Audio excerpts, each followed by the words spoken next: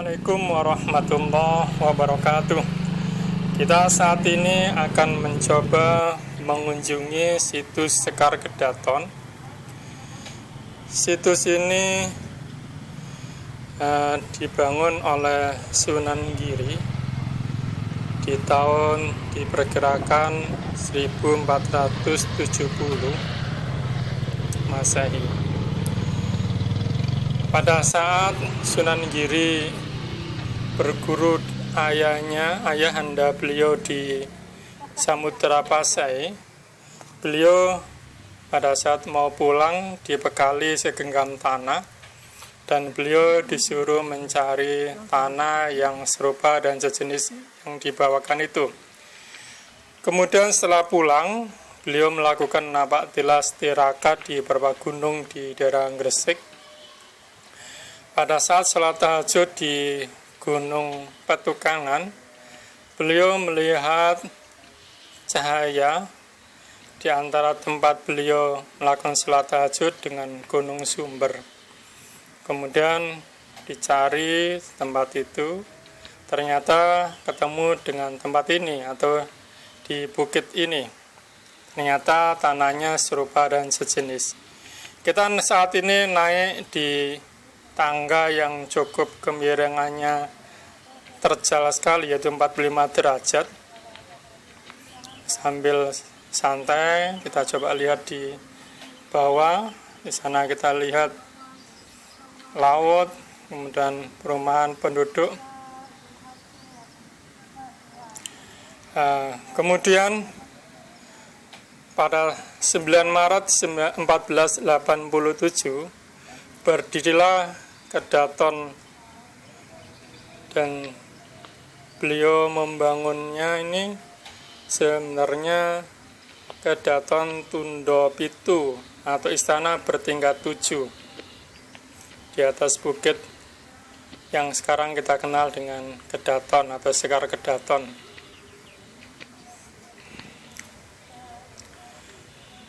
Kemudian kita sebelum naik ke atas, kita menengok dulu makam Pusupo, makam dari Raden Joko Supo, anak dari Pangeran Sidayu.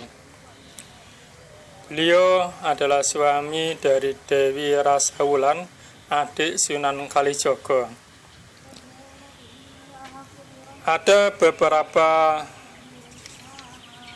keris yang diyakini dibuat oleh beliau, di antaranya Kiai Nogro Sosro, kemudian Kiai Carubuk, kemudian Kiai Tapak, kemudian Kiai Kalamunyeng.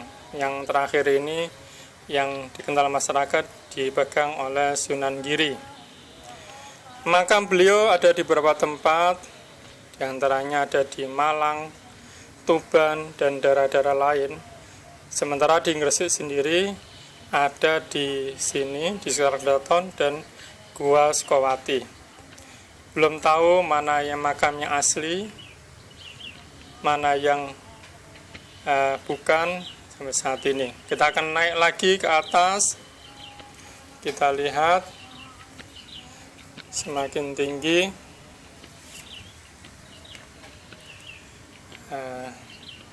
Situs Giri Kedaton ini ada di sebuah bukit yang dibuat berteras-teras dan berundak-undak.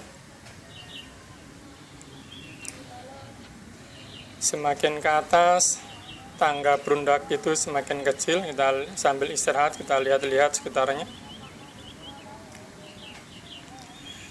Saat ini yang ditemukan baru 5 teras.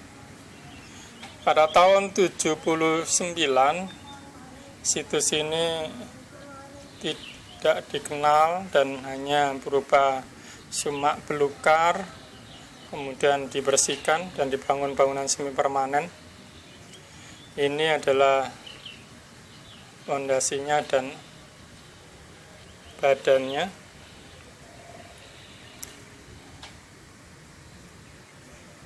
Kakinya berstruktur polos, dindingnya berbentuk seperti kaki dan tubuh candi. Tubuhnya bermotif pelipit-pelipit datar, bingkai-bingkai cermin, dan bidang persegi panjang. Kita saat ini sudah berada di tunda yang lebih tinggi.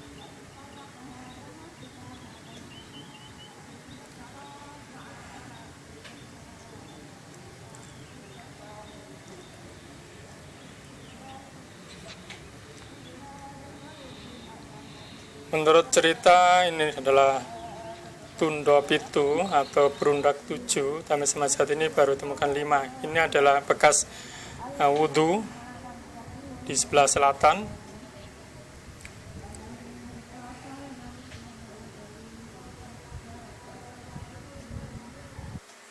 Kemudian ini silsilah dari Sunan Giri yang ditempel di sini. Kemudian ini adalah nisan dari Pangeran Singosari. Pangeran Singosari adalah panglima kepercayaan dari Panembahan Giri.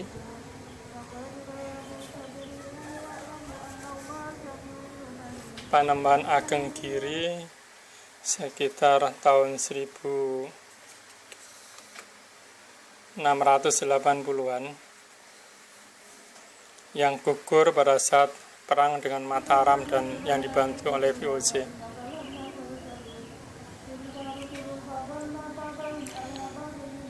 Adapun susunan pemerintahan di Sunan Giri atau Sekar Kedaton, yaitu Raden Paku atau Prabu Sasmita atau Sunan Giri tahun 1481 sampai 1506. Kemudian Zainal Abidin Maulana bergelar Sunan Giri kedua tahun 1506 sampai 1546.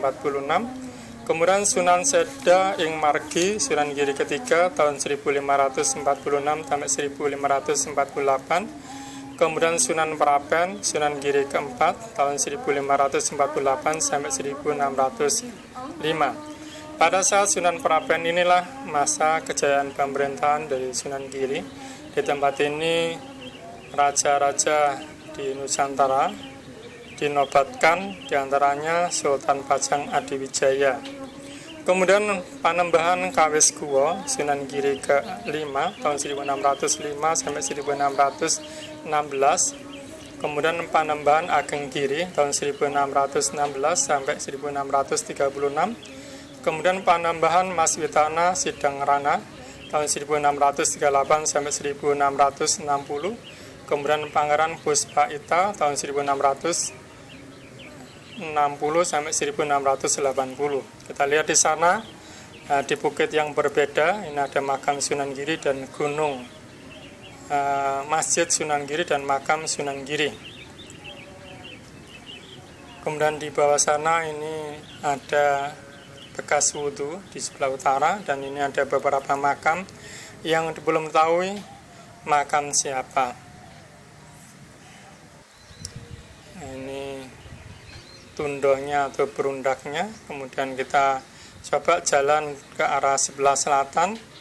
Di bawah sana ada toilet, karena air di atas ini cukup susah sehingga masyarakat membangun toilet di bawah. Kita jalan ke arah barat. Di sebelah selatannya ini adalah tangga untuk menuju toilet dan kampung di bawahnya. Kita jalan ke arah kanan. Ini ada makam Raden Supeno. Raden Supeno merupakan putra pertama dari Sunan Giri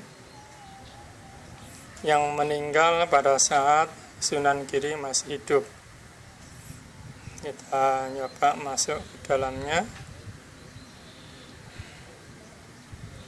Ini pintu gerbangnya.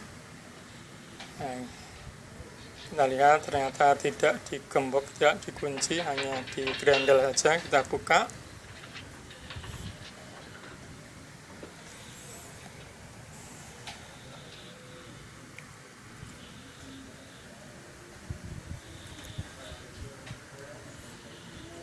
Di dalamnya sini ada makam Raden Supeno.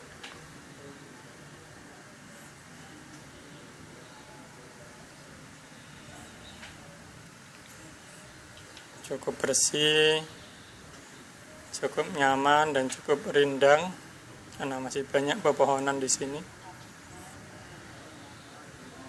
Ini posisinya di sebelah barat musola yang tadi, di barat dan di bawahnya. Ini tulisan-tulisan dari juru kunci untuk melarang pengunjung membakar dupa dan menabur bunga di sini agar tempat ini lebih bersih. Nah, kita berpose sebentar di depan makam Raden Supeno.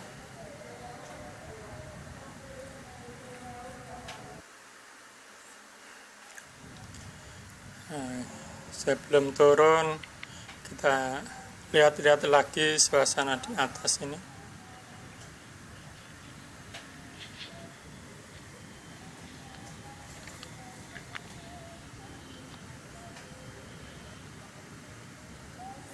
Ada beberapa makam kuno yang belum diketahui makam siapa. Di bawah sana Telaga Begat, telaga yang dibangun oleh Sunan Giri di antara bukit-bukit di situ, yang airnya tidak pernah kering walaupun musim kemarau.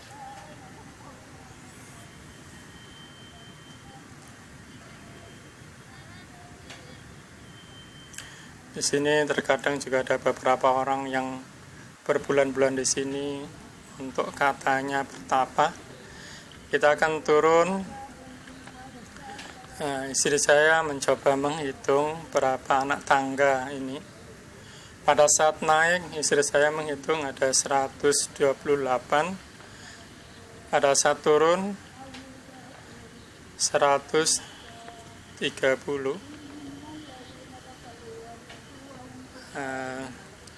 Beberapa pengunjung yang lain pun merasakan pengalaman yang sama, antara jumlah naik dan jumlah turun berbeda.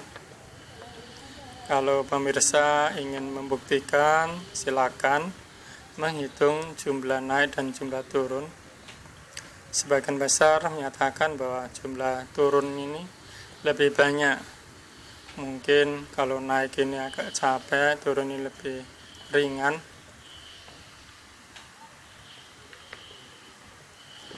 Kita akan turun.